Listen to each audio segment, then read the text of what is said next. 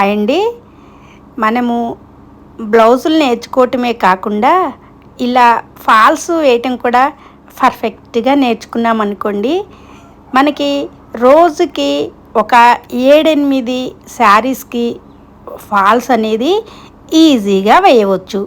ఎంతో కష్టం లేకుండా, అంటే మనం ఎక్కువ కష్టపడకుండా ఫాల్స్ని మనం ముడత రాకుండా ఎలా వేసుకోవాలి అని చెప్పి కొంచెం నేర్చుకున్నామనుకోండి, చక్కగా బోలెడు శారీస్కి అయితే ఫాల్ వేయచ్చు. ఒక్కొక్క శారీకి అంచులు కుట్టి ఫాల్ వేసినందుకు 60 రూపీస్ లేదా 50 రూపీస్ మనమైతే ప్రైజ్ అనేది పెట్టాము. ఇంకా దీనికి టైం వచ్చేసి, అంటే ఒక్కొక్క శారీకి ఫాల్ వేయాలంటే 10 మినిట్స్, 8 మినిట్స్ నుంచి 10 మినిట్స్లోకే ఉంటుంది. ఇంకా బాగా వచ్చిన వాళ్ళకైతే 5 మినిట్స్లో కూడా టక్క టక్క కుడతారు.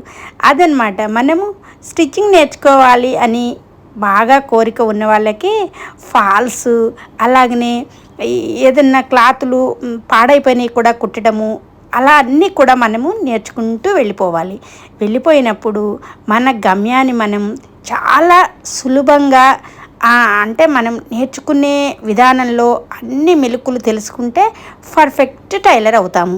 ఇంకా పర్ఫెక్ట్ టైలర్ మనంటే మన కింద ఇంకా ఉన్న వాళ్ళందరికీ కూడా చాలామందికి హెల్ప్ అవుతాము.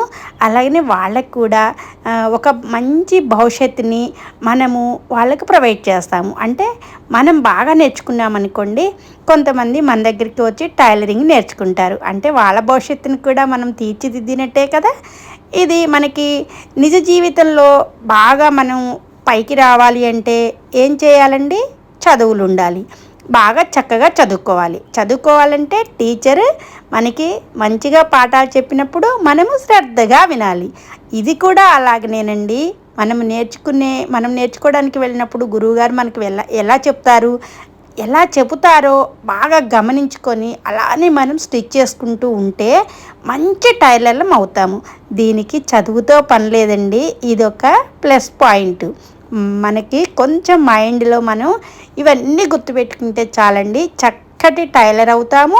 అలాగనే మన కింద ఇంకా ఎంతోమందికి హెల్ప్ అవుతాము. అంటే వాళ్ళకి వర్క్ చేస్తే వాళ్ళు కూడా మనీ సేవ్ చేసుకుంటారు.